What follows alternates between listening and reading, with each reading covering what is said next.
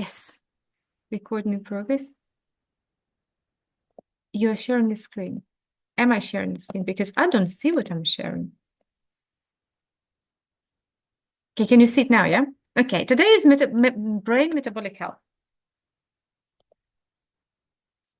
So I want to state about the state in the brain. So the brain cells can efficiently produce and use energy and support cognitive and emotional function like memory and overall neural resistance. Without dysfunction, inflammation, or energy deficit, it's very important to use brain muscles use around 20% of all energy from our body. So tiny little head, yeah, using 20%, that's a lot because there's need to record and function everything what we do, everything about we are thinking, regulating memory, etc. So it's very important. And key point in the brain, like anything in our organism, is glucose metabolism. Glucose very important, and impairment of glucose metabolism is linked to cognitive decline, like Alzheimer's, dementia, and mood disorders. So we might start having depression, anxieties, and other things. Insulin sensitivity, the same as in our body. The brain has insulin receptors, and they're very important for neuroplasticity, so for adaptation, for environment and cognition, for decision making.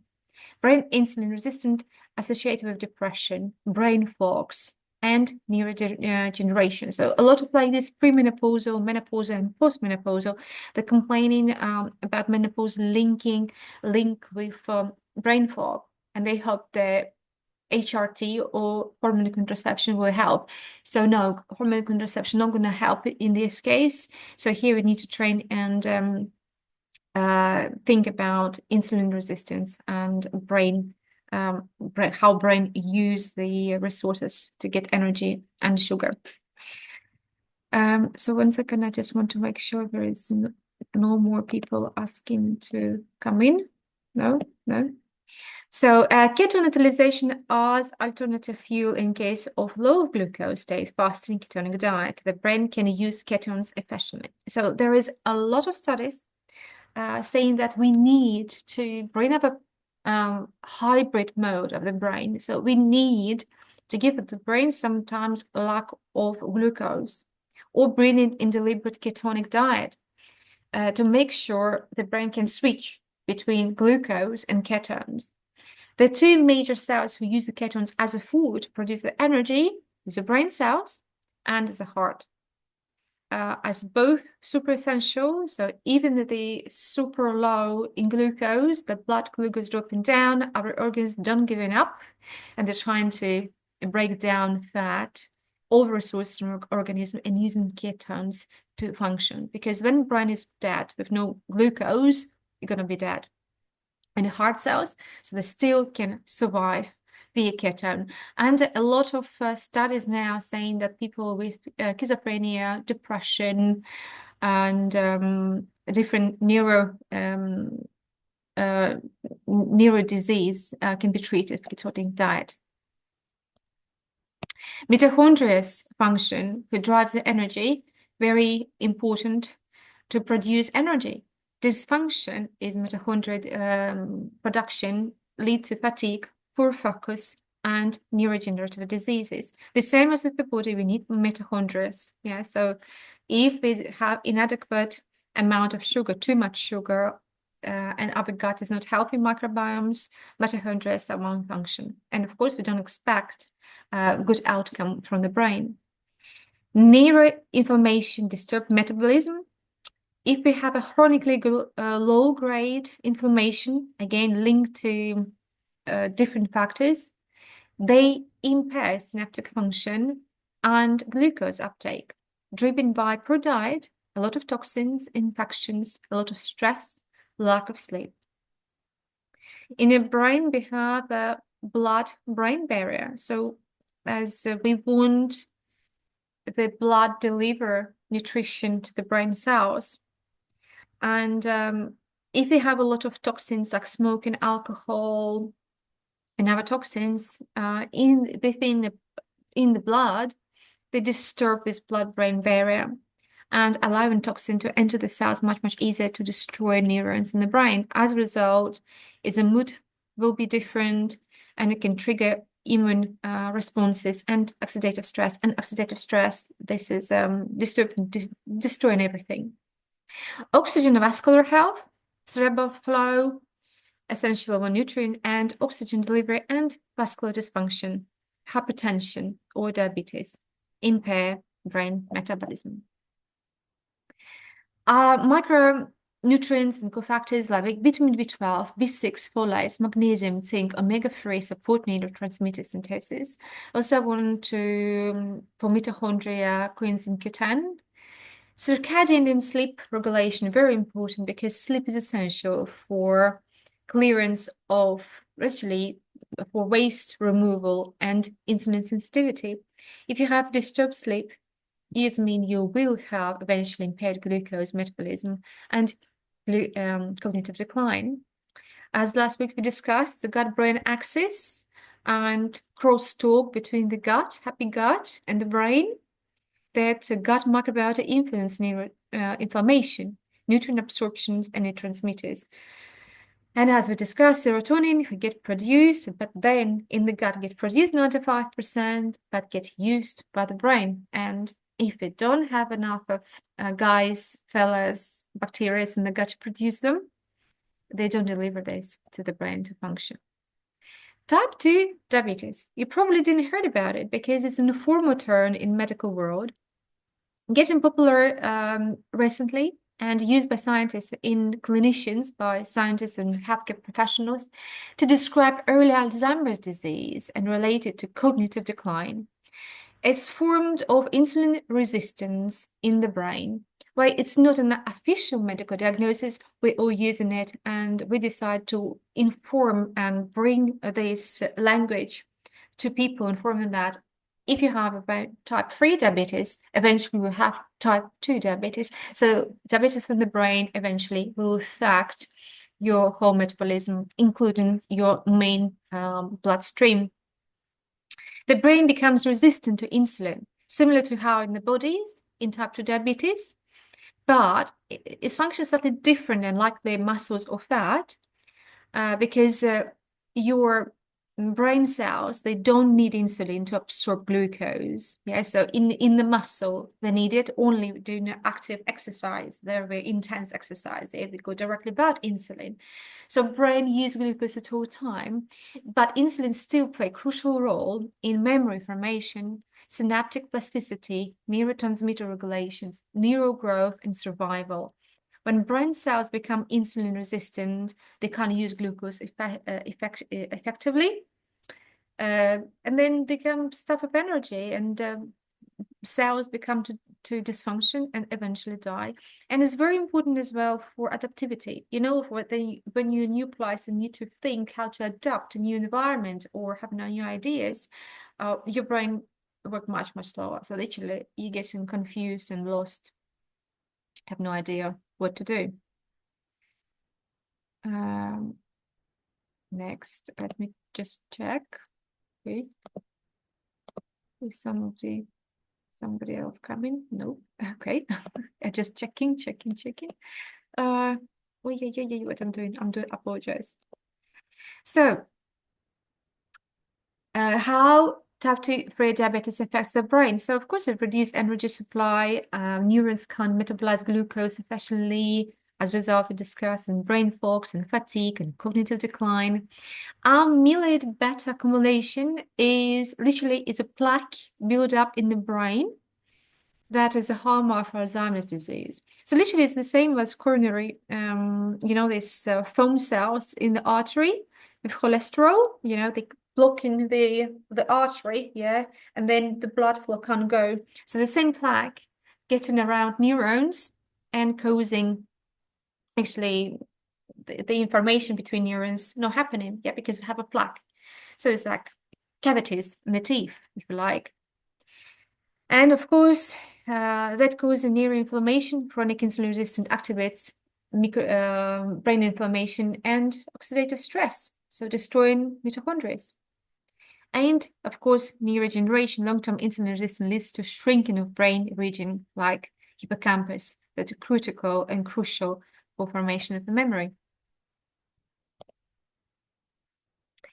How this affecting body,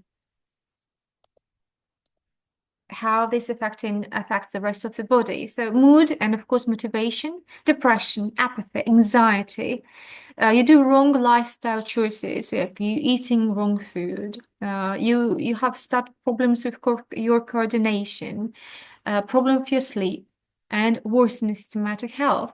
Appetite and satiety disruption, hypothalamic dysfunction. So you might be feel absolutely hungry all the time. When you eat, you don't feel fulfilled. You want to eat more. As a result, you overeat or undereat.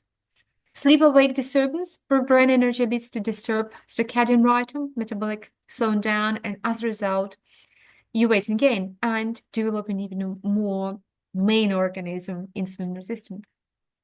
Automatic nervous system imbalance leads to poor heart rate, blood pressure issues, digestion problems, and sign of dysregulated metabolism. And muscle wasting frailty or sarcopenia. So as a result, brain dysfunction, reduced activity and coordination, and you have physical decline. No lifestyle changes for non-lifestyle changes. So what we can do to prevent, or actually if you notice where to have it, because we can easily diagnose type 3 diabetes, actually brain fog, depression, anxiety, probably poor diet, yeah, we can combine them. There is no any so far examination to diagnose with type 3 diabetes. What are the triggers? What causing that is chronic psychological stress. So high cortisol, impaired hippocampal insulin signaling, stress worsens sleep, mood, and inflammation, and started metabolic dysregulation. Not only in the brain, so they're linked, yeah, to the gut. Environmental toxin, heavy metals, pesticides, pollutions, in certain plastics disturb endocrine system and affecting insulin signaling. Traumatic brain injuries is a physical accidents, increased risk of long-term cognitive decline, chronic infection or inflammation, might be herpes, different types of long COVID, different slow inflammations, systematic inflammation, increased insulin resistance, but it's not only in the brain, yet it's in general in organism for all over the body. Sleep poor sleep, bad sleep, and sleep apnea. Worsen, of course, glucose control and brain drainage. So they clear up of the mess from the brain that we collect during the day. And as a result, linked to build-up of amyloid plaque. And genetic predisposition. Genetic predisposition, of course, exists, but usually it's around 16 to 20%. So if your parents got it, it not necessarily mean you will have it. Sometimes people believe that they have very good genetics and no problems at all because their parents lived till age of 90 and they truly believe they expect the same. No, it's not going to happen. It really depends on your lifestyle, your daily choices. Top 10 ways to improve brain metabolic health. Number one is quit smoking. As toxins, they kill directly neurons in the brain and shrink in the blood vessels, and they destroy mitochondrial functions. Improve diet, low sugar, anti-inflammatory, reduce blood sugar spikes. So again, sugar is bad for the brain. Sugar is good for the brain in limited amounts, but too much is damaging. And ultra-processed foods and refined carbs, even sweeteners. Yeah, as we discussed, because sweeteners killing bacteria in the gut, and they're producing all necessary ingredients to bring effect in the brain. So as we discussed in last lecture, that diet direct link, and a huge link. It can improve up to 30-40% depression and anxiety only based on the diet. So diet is that important, what we eat and how much. So sugar should be removed. And again, when we're talking about sugar, I'm talking about direct sugar.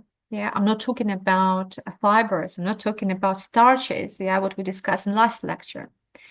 What's very important, yeah, is regular aerobic exercise, walking, cycling, because they increase insulin sensitivity in the brain. It's not only in the blood, then muscles get absorbed in the sugar bloodstream, but they even improve in the brain delivered neurotrophic factor. Here's very important: resistance training and high intensity interval training, because these two types they improves glucose disposal in the muscle, as a result reduce insulin demand. Yeah, because it's linked the body to the mind. Yeah, so that's why the same to the main organism will be affecting the brain. Sleep, clearly. Somebody's saying you should just sleep 8, 7, 8, like 8, 9 hours. So please don't really think everybody's different. Somebody absolutely fine sleeping 5, 6 hours, or it will be the time of the year or the time then you don't need so much sleep and you'll be absolutely okay with 5, 6 hours, but it will be days when you need more hours to sleep. So everything from 5 to 9 is the norm. How much you need will depends on different in a season, in the area, on your age group, so many different factors that are involved. Manage stress is mindfulness. So mindfulness, of course, very important. We're going to talk more about the stress and the stress management because we need a proper 6 sessions to talk about the stress and cortisol. Because mindfulness and the way forgiveness, gratitude, breathing, guided meditation, they're all super, super important for the brain functioning. Element is strongly reduce alcohol. Alcohol is impair memory, insulin signaling, and sleep. Better to have 1 drink a week or better eliminate completely for the best brain functioning. Many if getting older, just forget about alcohol. Better just water. Stimulate brain learning, listening, playing. Yeah, so anything you finger, try to as well use another hand. So if you usually brush your hair or brush your teeth with the right hand, start doing it with the left. Yeah, so stimulate motoric function of different things. Your feet, extremities with different words. Strength training is very important as well. Not that important as high intensity because high intensity is directly involved with the glucose, insulin resistance directly. Yeah, but strength we need to build up muscle. Yeah, and only with strength training they can promote building up these muscles. Yeah, high intensity is not really you're being toned, but you're not building up muscle as a mass. Yeah, so that's why strength is very important. Lifting twice a week. Go to the shop and buy some waters and hold these waters back home, some, I don't know, 20 minutes, little breaks or lift them up like this. So that's great. Just water, can of water, 5 liters, 10 liters, how much you can. Build up social emotional connection, very important. Don't be lonely. Talk about your problems. Talk about, share your positive moments. So actually, you're going to discuss again is a stress management. One negative needs 3 positive. Yeah. So if you discuss with your friend one negative event, you have to cover a very positive event. Yeah. So you might start any mix, all with positive and then positive and negative, or negative and then positive. Yeah, but please, when you have a communication with your friends, family, everyone, try to build this communication based of 3-to-1 ratio. 3 good, 1 bad. And support of gut health, again, support, please think about, look with different words sometimes, look after your poo. And I'm sorry, I'm trying to find a better language for fart, but ChatGPT recommend use the fart as a more common word. So do look that your gut is working, is that the gas is formed, the gas is coming out, and quality of your poo. It is important. The most effective way to reduce insulin resistance is still the same, is aerobic exercise and resistance, a regular combined and resistant training combination together. And they incredibly reduce insulin sensitivity by 30-40% within 8 to 12 weeks. It's proved so many times, so many meta-analysis been done. So if you don't exercise yet, aerobic resistance, cold showers, yeah, everything will stimulate your mitochondria and build up your muscle, heavy lifting, yeah. Mitochondria, again, we discussed so much because that's important. It's mainly for longevity. Quick future look now, discovering of growing your own healthy mitochondria in special reactors, and they trials with humans starting in end of the year, being already used in medicine to revive mitochondria in the heart, in open heart in children and adults, then heart failures in the muscle, so they take mitochondria and very quickly transfer them, separate them, filter them. Very similar to PRP, I suppose, and then re-inject them back. So what's happening now, people over 60, 65, they're taking your mitochondria, separate black and white. So black mitochondria are already damaged or not that healthy, and they growing up like bacteria, your mitochondria. Yeah, we have 10% of our body weight, depends, yeah, depends on intensity and age and how many mitochondria we have, but it's around 10% of our body weight, so it's a lot. So if I'm 50 kilos, it means 5 kilos, then will be just mitochondria. How much? That's a lot, isn't it? So it's very important. So what I want to say, we will be able to grow them, yeah, and then inject them back. But the thing is, that's a lot to inject, and at the moment the issue is with that happening inflammation. So we need to find a way how then you're growing your own mitochondria, then injecting them back, the same as a PRP transfusion or the injection in the face, injection all over the body, on the organs. So far, it's used only organ delivery, so heart or the muscle, but we hope they will be able to do it in the bloodstream. However, so far, mitochondria is slightly different, depending on the organ, what function they do. The brain one function, and they rotate the moves. If you inject one place, they're gone to do something else. Come on, they inject you to do this job. But anyway, we need to take care of our mitochondria because it's a plant of energy, youth, yeah, cognitive function of everything, the brain fog, your mood swings, yeah, your fatigue. All that mean your mitochondria need a little kick. And Q10 is great. Omega-3 is amazing. So if you don't eat oily fish, make sure you take omega-3 maybe 2-3 times a week. And vitamin B supplements. Maybe people heard about NAD or nicotinamide is a vitamin B3. But again, be careful. Don't take it too much because, as we discussed, in too much mitochondria or activity might cause inflammation. Yeah, so this is what scientists were all behind closed doors talking, and don't overdo it. Alcohol, as probably people who knows me, they know I'm not a drinker. I don't like really too much alcohol, so that's why I'm quite against of this toxic substance. Occasionally we can, but in general I don't like it because it is direct neural cell death. It's promoting apoptosis and kills millions of neurons per week, especially prefrontal cortex that is responsible for planning and memory. And of course, the hippocampus shrinking, memory loss, you're losing your impulse control, planning. Affecting cerebellum is a coordination, and cerebellum as well is you can boost it with meditation, yeah, but cerebellum very important for the balance in everything, yeah, and have a balanced life.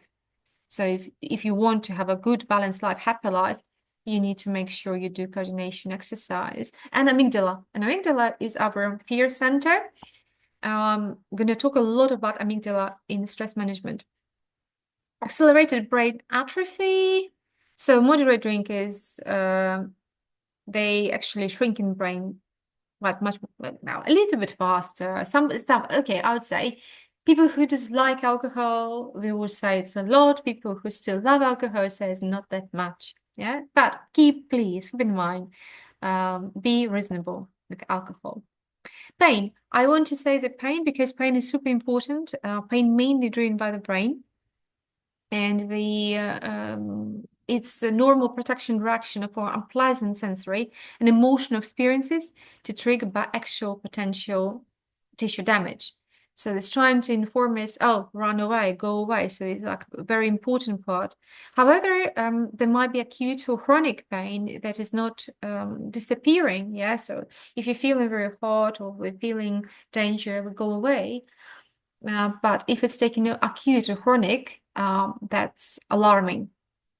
So here just the spine is different types of pain, but psychological pain driven by emotions and stress is hard to assess. If you can see that somebody broke the arm, yeah, or somebody have a cut or the burn, they expect to understand where is the pain come from, or have inflammation or the tooth pain. Emotional pain is hard to detect. And if it's getting chronic condition, they might be not able to identify where exactly it's come from or which event exactly bring it in. So need to be careful.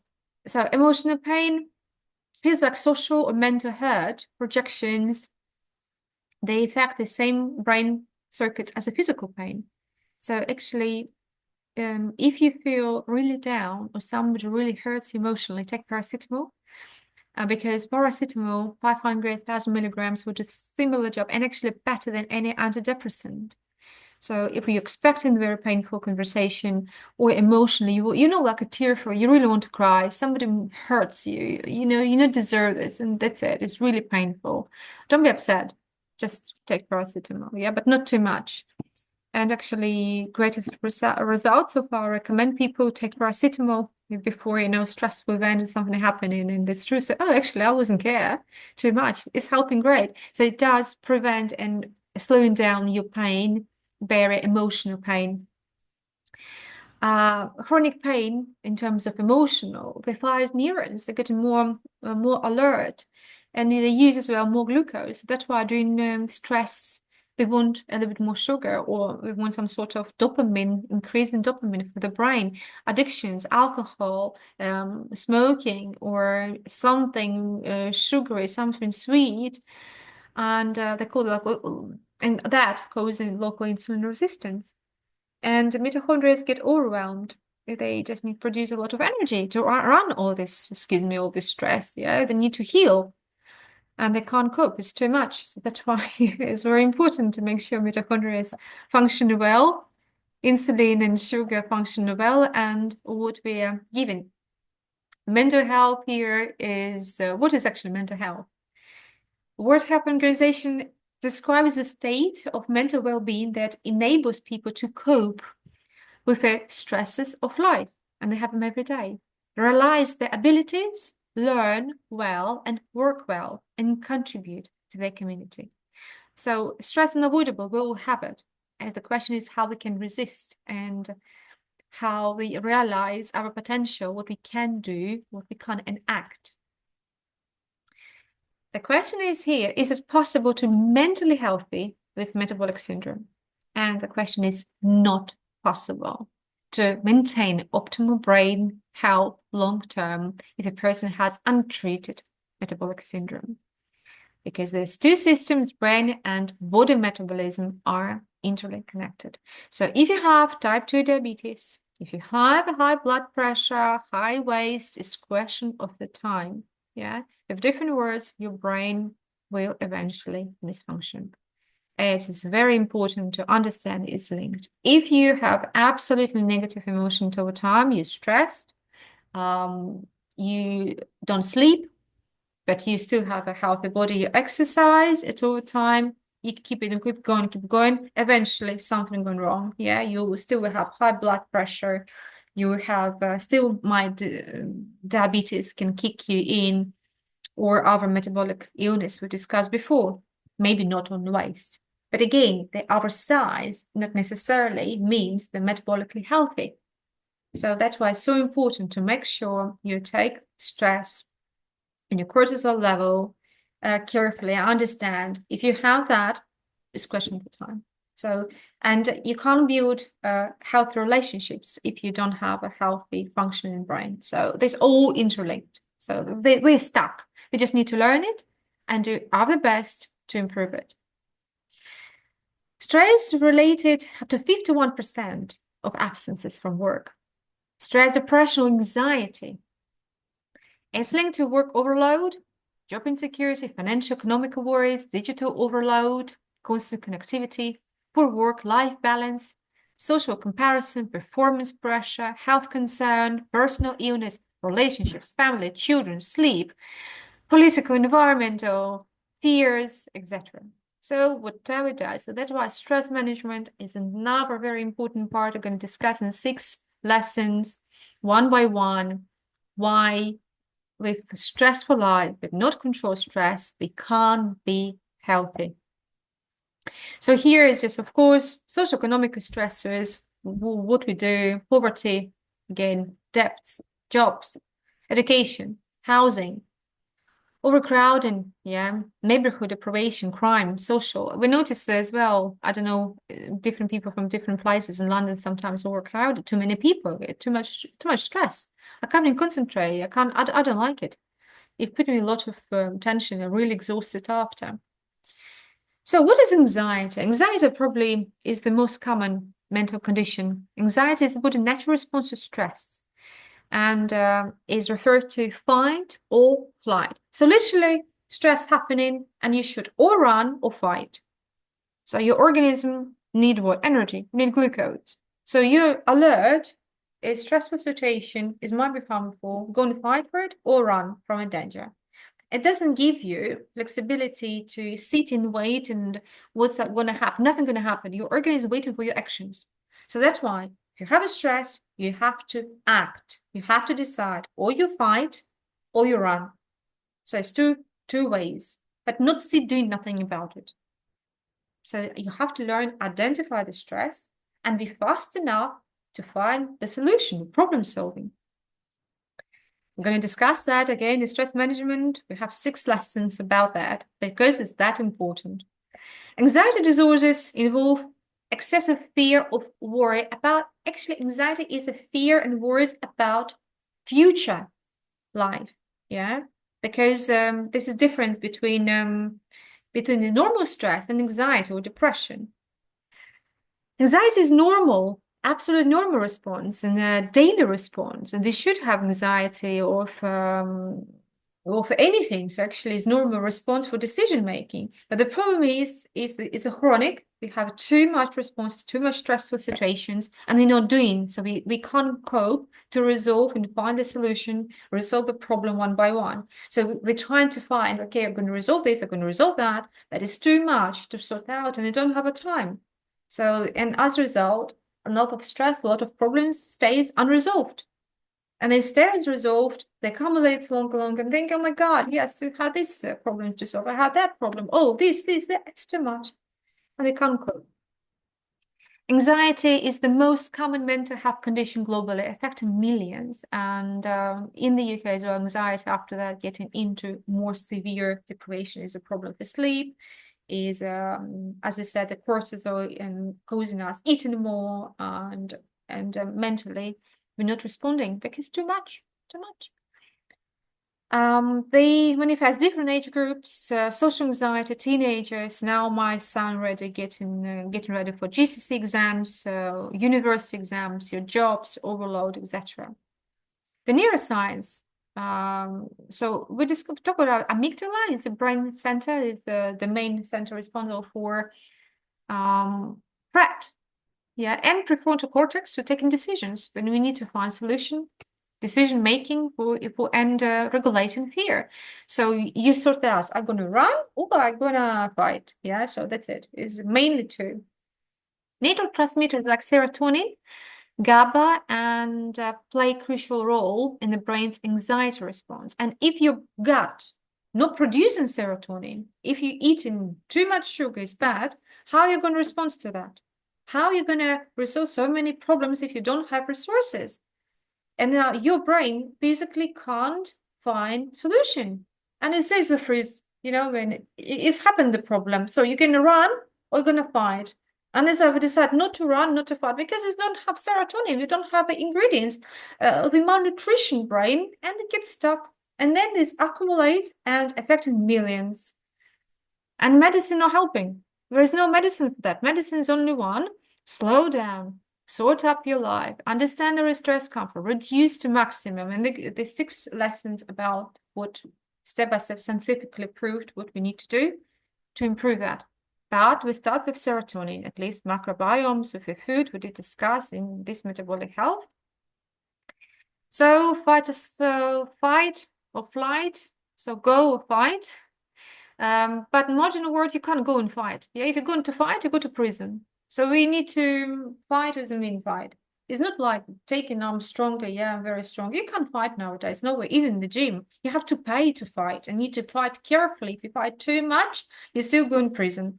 So, in different words, we have only or to run, but they can't fight.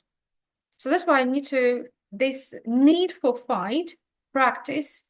This should be or practice to fly, run away, run.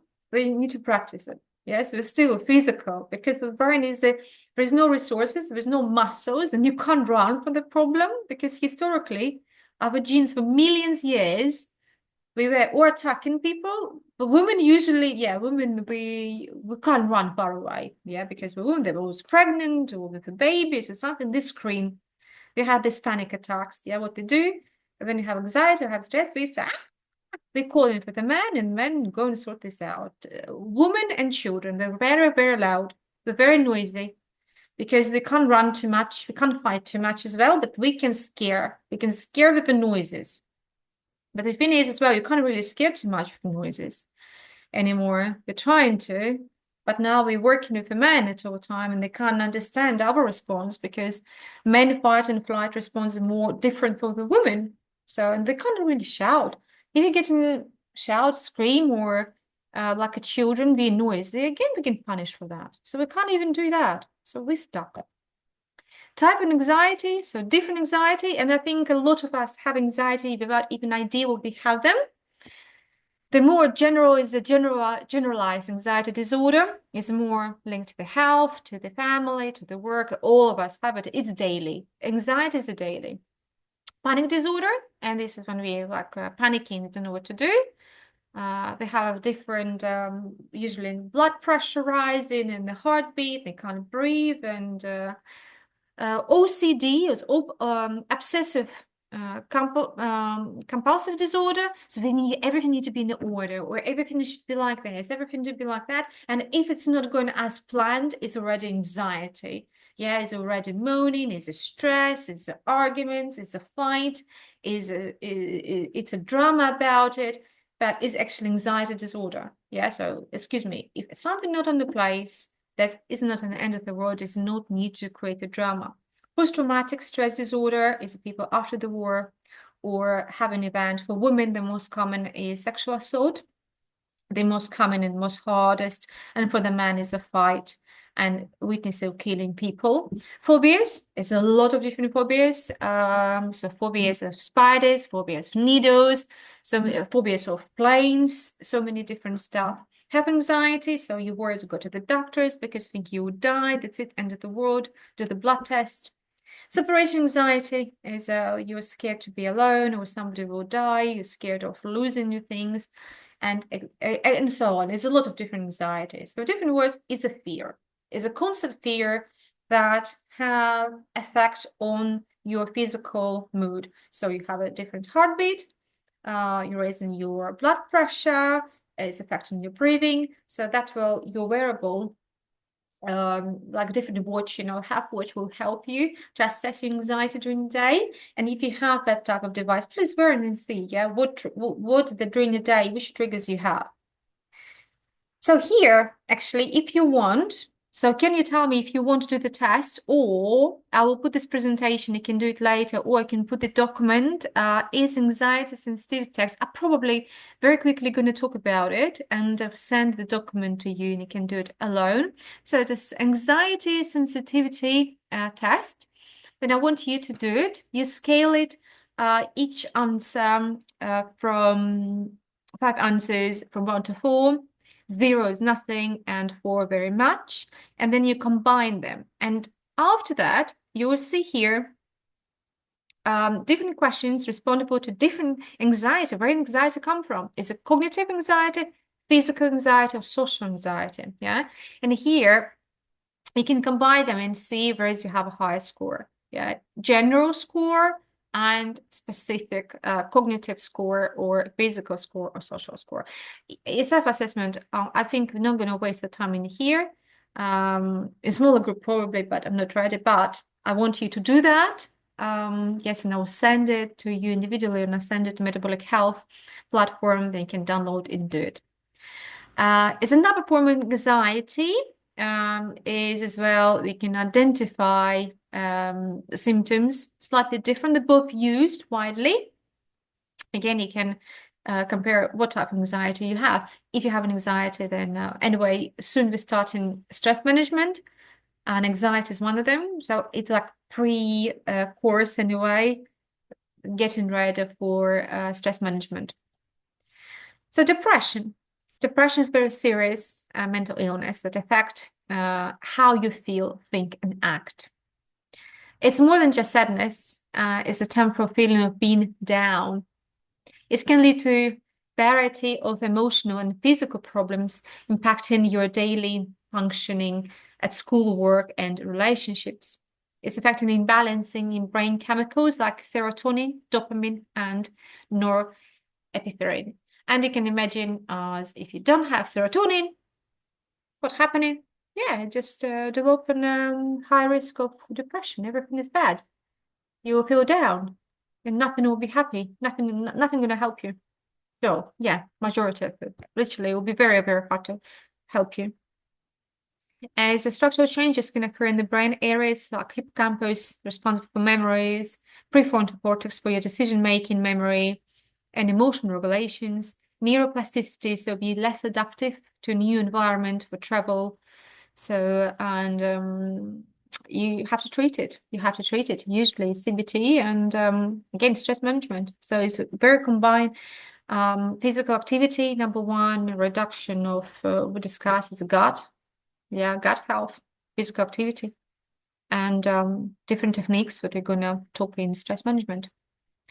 So here's as well another test. I will give it to you, or you know what, I'll put the full presentation because I was combining them, copy pasting them, trying to make it easier for you to see. You can see if you have depression or not, how you score yourself. Yeah, and to see if you have a sign of your loved ones, because our loved ones affecting us. So if you have a family, if you're worried about someone, do as a family. Yeah, just print them and give to all of them to see what is in your household mood. Yeah, and anxiety and depression. And if somebody needs support, we just need support. We're starting soon. Yeah, so in 3 weeks, from 2 weeks from now, 2 weeks from now, not 3. Treatment options and therapy, cognitive behavior therapy, CBT, is one of the most recognized. So we just need to talk about the problems and have a special tools, how we can improve it. Interpersonal therapy, mindfulness-based therapy, so you can do it by yourself. Yeah, group therapies, exercise, diet, and light therapy. Light therapy is getting popular, so you're waking up to boost your serotonin, but again and again is a gut, 95%. So, but serotonin, what happening when you're waking up in the morning, look in the sunlight within 1 hour. Or I'm gonna talk about it more in winter times, but for winter times we have that type of lamps.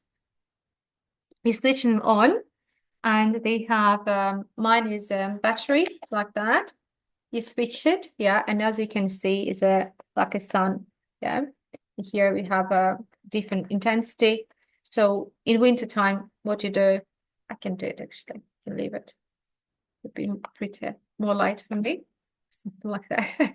But yes, you look at this light in the morning, and that boosting your serotonin production during the day, mainly for winter time. Yeah, autumn when you get more depressed, it's very hard to maintain your mood. We sleep in the morning is a great idea to get it. But follow me, or coming again and close to winter. I'm going to talk about it, but at the moment, just put your face out the window. That should be direct light. Yeah, please don't look in the sun through the window. You need to open and put your nose out, or have a dog walk. Yeah, if somebody have a dog, If somebody don't have a dog, just go buy something for half an hour or 10 minutes, 15 minutes should be enough. Yeah. Then acupuncture, different supplements, omega-3, for example, etc., nutrition, and good relationships. So anxiety and fear, so actually they're linked. Again, we're going to talk more about it in stress management. They increase amygdala activity and you higher glucose burn. Calm states, more energy to prefrontal cortex, better decisions. Meditation helps. Also, I was reading evidences that when you're stressed, you burn 105 kilocalories less. So if you have a stressful event during the day, you burn your sugar and your nutrients much worse. You're keeping more for yourself. That's mean 5 kilos a year, approximately. Yeah. So if you didn't change anything, you add on diet, you will put on weight. Yeah, because number one, you want to eat more sugar, and number two, you don't break down already what you're getting in. With good metabolism, you break down faster. So now it's important to talk about burnout. It's another test. Why I'm talking in brain function, because it's everything affecting our brain. Yeah. Burnout is another test. Then you here, I'm gonna give it to you probably for your self-assessment when you have a time. You have to rate each question from 175, 50, 25, 0 is like from 1 to 4, but here Copenhagen decided to have a numbers more in terms of percentage. And here's the question, so we can, I feel tired, I'm physically exhausted, I'm emotionally exhausted, and you rate. Again, so here results. What level of burnout you have. Burnout is not only for the job. Burnout as a carer, as a mother, yeah, as a spouse. I so many burnout is everywhere. So don't think that you have to have a job to have a burnout. No, you have to have activity. You having burnout from doing nothing. You still have burnout from your daily life. Yeah, so is exhaustion it's mainly linked, of course, to job, but it's mainly exhaustion from daily routine to experience daily. So now Harvard study about adult development. We're coming back to relationships. It's the longest and the biggest in the history, human history study about longevity and human well-being, and the study of adult development. The study started before the war, 1938. They've been healthy Harvard students. So they took the 724 educated, highly educated students. They golden, I would say, well, good boys, good families, and 456 disadvantaged areas of poor boys. Yeah, we're having absolutely different lives. And then during the life for 90 to 100 years, they check how their life been. So how been life for educated people from Harvard and how the people from the street, the poor areas. They follow for over 80 years. And the main domain was physical health, mental health, relationships, career, lifestyle, biomarkers. And one of them being John Kennedy, he's a president. So he was one included in this study. And actually, his company was active to share his success. Of course, he was from Harvard corporate. And the key findings being there from this study that relationships matters the most. The social bonds, connections, family, friends, community are the single greatest predictor of long-term happiness and our health. Stable, second goes stable marriage and close ties, so your life partner.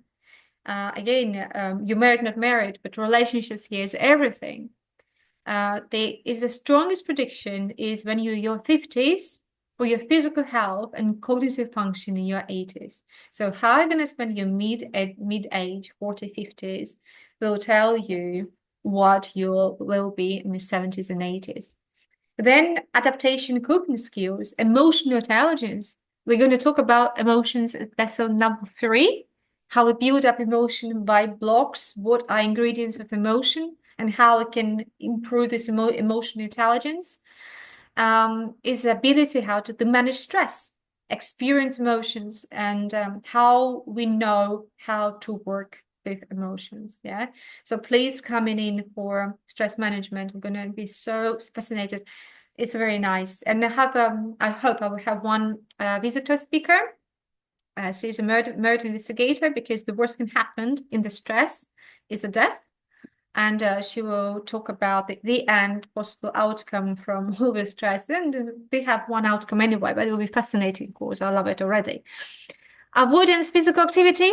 As I say, physical 1, 2, 3, 4 in the 5th place comparison, you see. So it's emotions and relationships and other loved ones come first. Yeah. So only then physical activity, because they will keep you so busy.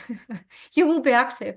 If you know how to manage everything, there's no way you run by the stairs ups and down, in here, up there, breathing heavy, holding all the heavy children's inside out. So you'll be busy. But of course, motor walking, regular exercise correlates with better midlife brain volume and lower chronic disease, avoiding of harmful behaviors, smoking, heavy drinking, and untreated depression. We're going to talk next week how addictions affect link to relationships. Yeah, usually we never choose somebody who's behaving very badly or super disgusting bad person. We usually choose quite nice, but in relationships something goes wrong, or they somehow blink something didn't notice because they've been in love. Yeah, but in general, quite often addictions linked to the bad relationships. Yeah, so they start to eat too much, we have binge eating, we start to drink, or getting worse, sleep deprivation, everything. Yeah. So lifelong learning and purpose. Yeah, so we're going to talk about as well all that in stress management, all this midlife, so our life now, so 40, 50s, this prediction how you're going to age. So is number one, they all age from age of 40 approximately. Age from age of 30, 35. Women from age of 25, it depends. Yeah, when testosterone start to drop down slowly. But official age still is age of 40. So conclusions for today is that the brain is metabolically demanding organ, deeply shaped by emotions, habits, and relationships. Optimizing brain energy supports resilience, clarity, and longevity. By addressing metabolic and emotional needs, we unlock higher states on consciousness and connection. So that was for today. I loved it.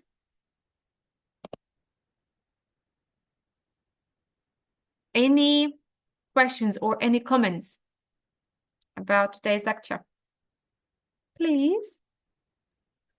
How do you have such a beautiful hair? I'll show you how I'm doing them.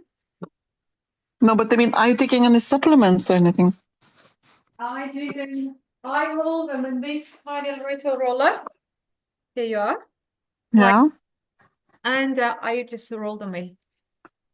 But did you take any supplements to grow them? Yeah, in terms of supplements, I'm taking actually zinc, magnesium in evening. I highly recommend it for everyone. No, I'm not taking, I'm trying to have the past few years lifestyle medicine. So I'm trying to develop good habits. And I used to have somebody remember very bad hair during my divorce time, all the hair falling apart. And it's true, the hair is very important sign of well-being. So stress management, number one, yeah, definitely. So once everything gone through, of course, start to meditation, mindfulness, values, that sort of things. We're going to discuss everything this in the stress management. But the hair, yeah, for a woman, zinc important, iron levels important for hair. But any general well-being is important for her, isn't it? So the youth is a part of the youth.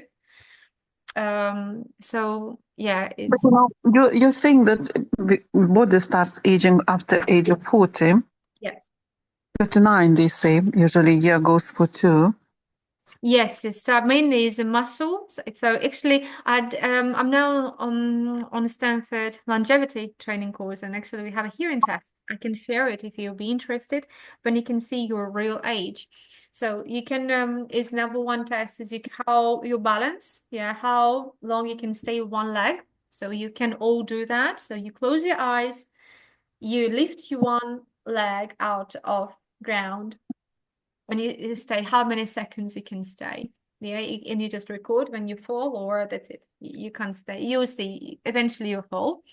I just record how many seconds. And the second is a hearing test. Yeah, so balance you can train more because it's more practical, but hearing you can't. Yeah, the older we get, we lose our hearing abilities to hear the different sounds. And I can share, but actually that will be my third training.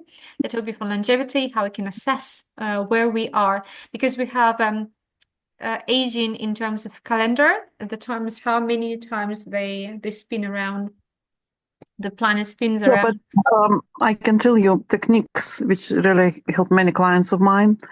That basically, if you start counting your birthdays backwards, let's say from 40, instead of being 41, you start counting 39, and then onwards, you can really save at least 15 years up till 25. No, so far, in terms of longevity, we're talking about mitochondria, and but the mitochondria treatments will be only from age of 60, 65. We're not going to accept anyone younger than that, number one, and they can reverse 20 to 30 years. So, so at age of 65, Yeah. 70, you can come back to your condition when you're age of 40. So it's still talking about middle age. So ideally, you will be when the age of 90, if it goes okay, as we discussed about mitochondria treatment, you will inject your mitochondria quite often. By age of 90, you might feel age of 50. So it's not bad. So, yeah. Jesus Christ, who is going to live 90? But you want to be from 70s, in your 70s, they can feel for literally biomarkers as you age of 40. So it's great. The only problem with women, so in this case, men probably will benefit more in terms of women our menopause still there, and mitochondria is probably in ovaries going to die anyway. So far we don't know, unless to be direct injections from age of 40 to keep mitochondria in ovaries and keep ovulation.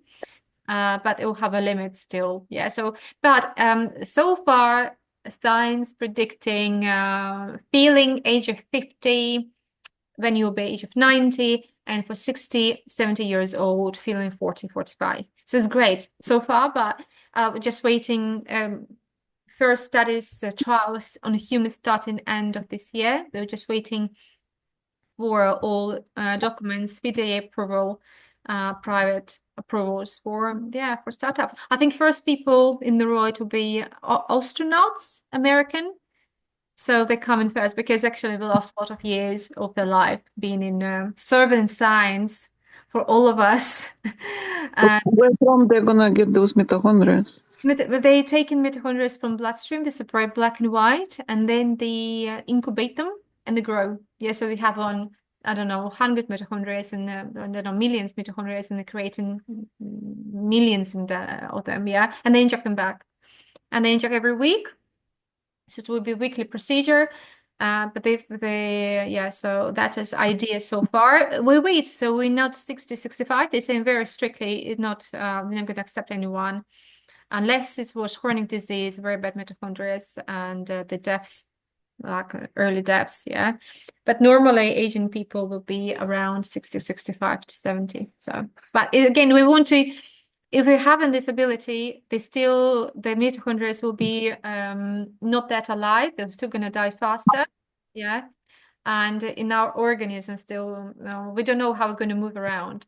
So they're probably usually stuck in one place, and we don't want too many mitochondria in the cell. So we want to be different organs. We want to be in liver, in the kidneys, in the heart, in the brain. So we need to keep them. So far, they don't know how they're going to move, or inject in the face. That will be, as a aesthetic practitioner, that probably will be amazing. So far, they inject exosomes, PRP, keeping natural as well from the blood, including the same mitochondria. Actually, we do the same, isn't it? We withdraw the blood and inject them back, and they see this glowing natural improvement and regeneration. But we'll see. But is there any supplements we can take until we get there? Supplement, the best supplements is exercise. Yeah. Eat less sugar. Yeah. With cold waters, as we discussed, more mitochondria production is a physical activity and cold and heat exposure. Yeah. Supplements. But there's no need to consume collagen or consume Really, no. marine collagen or something. Marine collagen will help you only for your tendons, really, between us. Yeah, so it's good if you have joints problems and tendons, then that's going to help. But in general, apart of that, not really. If that's true, as I was doing But you said omega-3 is important, yes? Omega-3 for the brain is super important, and Q10. Folic acid, probably Q10 because the coenzyme Q10 affecting they transfer. Yes, it's a taxi for mitochondria. But again, folic acid, we don't want too much taxis, because I say they're moving around. The areas we need them more, and this is a problem how the organism gonna distribute the mitochondria and then stimulate them too much. Okay, when you exercise, we know is more mitochondria in the muscle, you see, then you have a cold showers, it's in the muscles and in the brain, so you improve cognitive function. So we want still have a real actions that improve mitochondria, but they know the location. But how to improve mitochondria in ovaries? Because we know mitochondria dies. And this is the reason why happening menopause, because it's lack of mitochondria is dysfunctioning and they're dying, not functioning anymore. We're not producing this factory. So you exercise, you don't exercise, not really affecting. If you over-exercise, you go early in menopause. So this means they die faster. So this means they do rotate somehow. They do move. Oh, you exercise too much. You're too muscly. Oh, that's it. Factory, closed down factory. But it's still, what is better to keep longer there or here, or how to keep them in here and there, in the heart, in the liver, how to keep them everywhere. So science, we don't know yet. So that's why balance is everything, and learn about metabolism, be rational, and have a mindfulness and live by your values. Stress, cortisol kill everything. Stress. And folic acid, what does it do? Folic acid is antioxidant. It's very important, but again, don't over too much in supplements. If you take supplements, you can take them a little bit. Very important for all of us will be magnesium in night for the muscles and relaxation. For mental resistance and muscle relaxation. Very important magnesium. We need it in tissue. Very important vitamin D, because 90% of the people low in vitamin D. From October till March, 100%. Later on, depends on the explosion in the sun and your serotonin level. But you can actually take. We recommend year-long, this matter, 400, 500 international units for sure. In winter time, up to 1,000 units, international units. But it really needs to do your blood test to see what's your levels before, but 100%. Even older they get, or year-long vitamin D, magnesium and omega-3.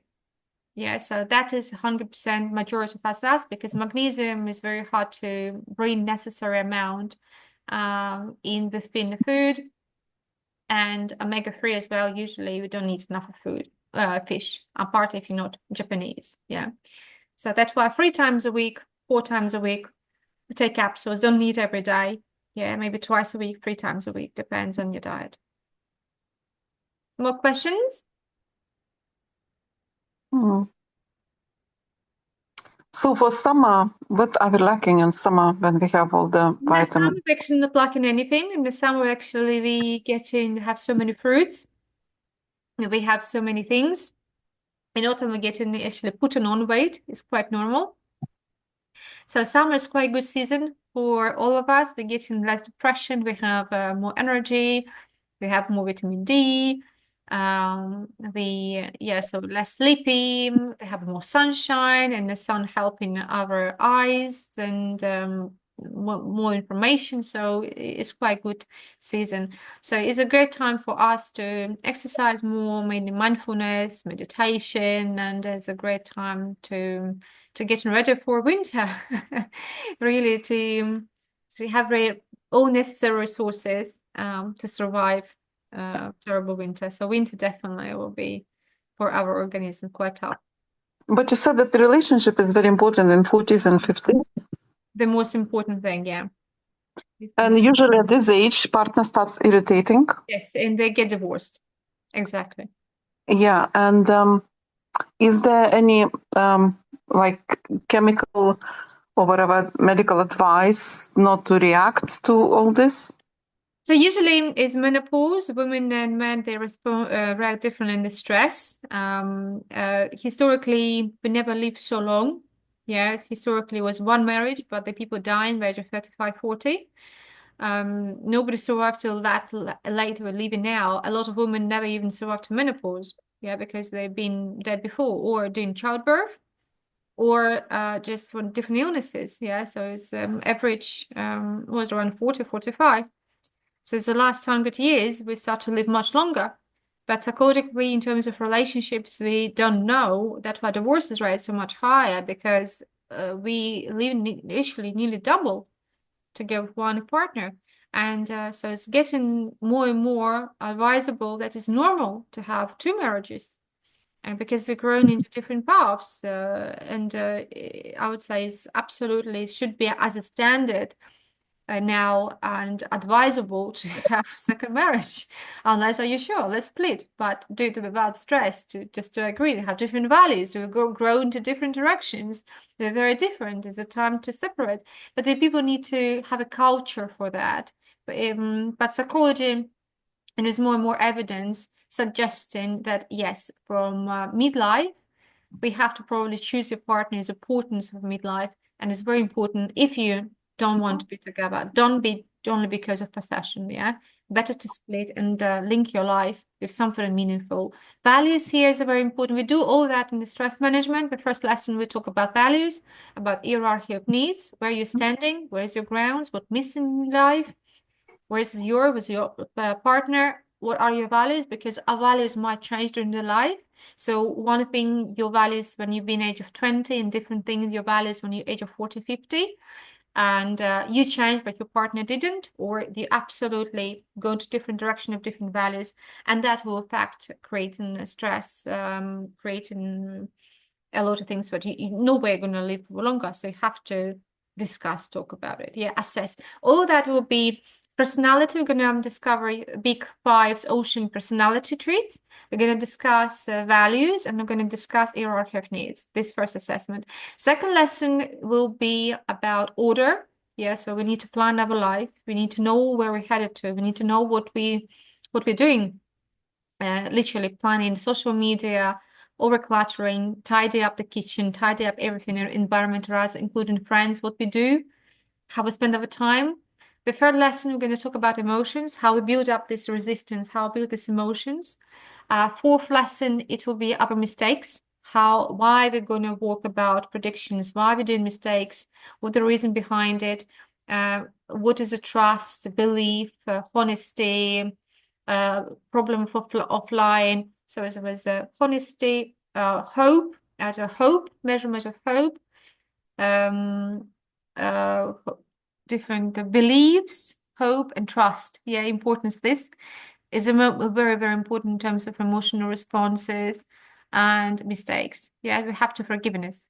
Forgiveness is very important. We have to learn to forgive a partner, forgive ourselves, and I'll record meditation. Probably some of you already heard, but this is actually was done for this course. Then we're going to talk about the end. The end is the worst scenario that can happen, and why it's happening. The end is the death. All the fallacy about it.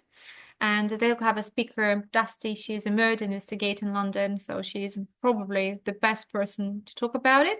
And the last one will be purpose of our life, yeah, our self-actualization, the purpose, what our role in this life, what we arrived actually before before the end, yeah, and why it's so hard to get there. And middle life as well, very important, self-actualization of your partner, so values. So here with all that comes to, as we know, we're getting more sensitive to stress, mainly women, is linked to estrogen, because estrogen protection from the stress. The different words, younger girls, younger women, they might be more reactive, but more resilient. Youngsters more resilient to stress, and that's linked to hormonal level, testosterone, estrogen, and their general health and mitochondria's general resistance to everything. Then you get older, they're less. Yeah, so we can't cope anymore. So you're done, you're done. So that's it. You don't have energy anymore to deal with the dramas. You don't have energy anymore to bring to deal with all these things. And very important to know your partner and understand the difference between woman and man. Yeah, how women react. The women, they need attention, they need this body contact, and men they need to be alone. So it's here, of course, sometimes if men don't know how he needs to treat the woman during the stress, and woman does not understand she needs to leave a man alone, calm down and go to sort out himself, think about it, they'll come in even more stress. And the divorce don't understand each other. So it's very important from mid-age to learn these management skills, basic, very basic stuff. We have lack of them, and then go ahead with that to protect brain and die gracefully. In terms of lifestyle medicine, the best perfect death is to play in the garden, in the playing with your grandchildren, a little bit overdone, sit to rest and die.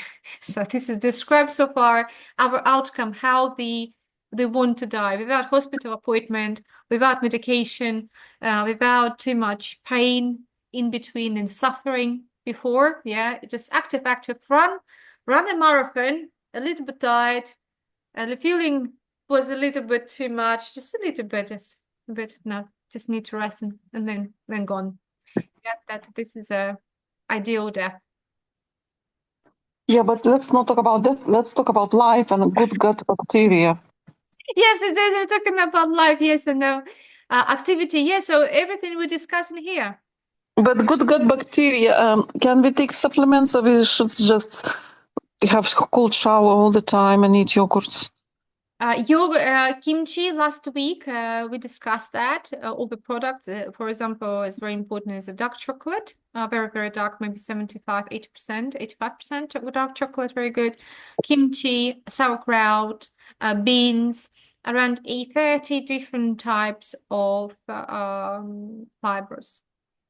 Yeah, if liquid fingers, kissing is very good. Yeah, because collect different bacteria from different people. Yeah, so bacteria is really, don't be scared of bacteria. Yeah, don't sanitize everything all around.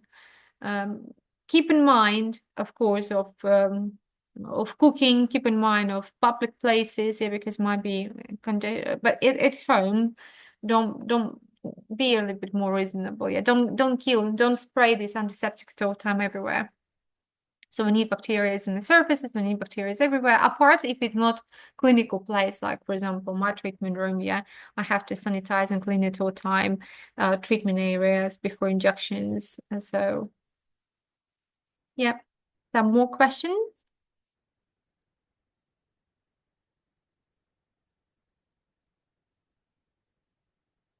No?